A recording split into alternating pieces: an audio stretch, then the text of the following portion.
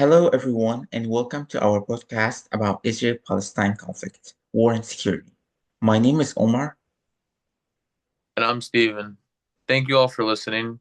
We'll talk about the wider effects of the settlement growth in the West Bank, along with its security issues and the effects of the ongoing conflict on civilian life today. Although it's a complex subject that you can talk about for hours, we're just going to make it compact and we'll dig right in and use academic viewpoints to assist us.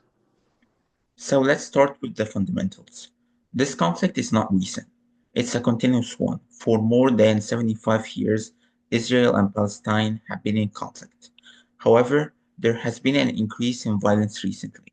The cycle of airstrikes, military operations, increased number of settler violence, number of displacements, and the blockades is nearly consistent for Palestinians, particularly in Gaza, where 53,000 people are dead, 119 people are wounded, and 9,500 are under the rubble who are presumably dead um, from this ongoing war.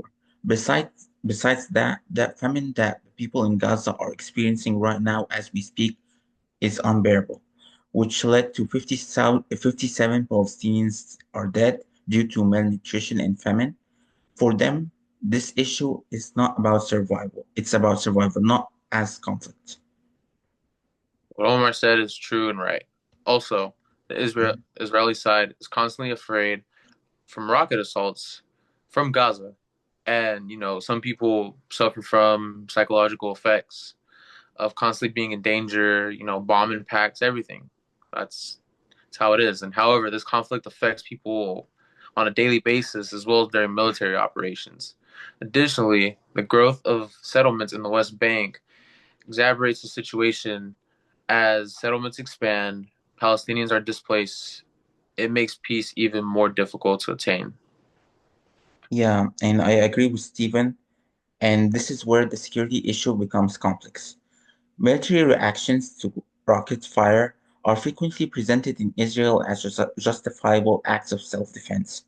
The Israel military presence and settlement growth, however, give Palestinians, particularly those in the West Bank, a persistent sense of unease and even feel insecure. According to academics like Neve, Israel's security strategy is more about control than defense. According to Gordon's work in security and politics of fear, this theory has frequently been invoked to defend the occupation of Palestinian lands and the growth of settlements. And this is very crucial. In addition to raising tensions, the ongoing growth of settlements casts doubt on the viability of a two-state solution. The split of the land appears increasingly like an unattainable goal with each additional settlement. In the Hundred Years' War on Palestine, Rashid Khalidi explains how these settlements are a component of a larger Israeli territorial control plan and how the lack of international action only serves to just maintain a status quo. Yeah, and according to Khalidi, the indigenous people is gradually being displaced in favor of expanding settler population as a part of a much bigger settler colonial enterprise. This is especially noticeable in places like East Jerusalem and West Bank Area C, where Israel has the largest military presence, and even settlers are granted greater resources and security, leaving Palestinians to contend with the lack of access to even necessities. Not to mention the human cost this has on both sides. Israel must contend with the prospect of violence and terrorism emanating from the West Bank and Gaza. Palestinians, on the other hand, have to deal with airstrikes, forced relocation, and the possibility of their homes being destroyed at any time. This isn't a certain feeling of safety in this setting. Correct. And furthermore, if we examine how this dynamic affects civilian life, we find that security is a survival issue as much as a military one. In The Rise and Fall of Human Rights, Laurie Allen discusses how international human rights have failed to provide Palestinians with protection. She contends that Palestinians are even denied fundamental security because of the militarized control over their lives, from checkpoints that may take them like 15-minute drive may take them like an hour and a half, and settlement growth. Furthermore, the international law simply lacks the teeth necessary to stop it. That is an important aspect. Therefore, we cannot limit our discussion of security in this context to the direct results of military actions. The long term effects of habitation and settlement growth must also be taken into account. The security situation becomes increasingly unstable as a result of these policies.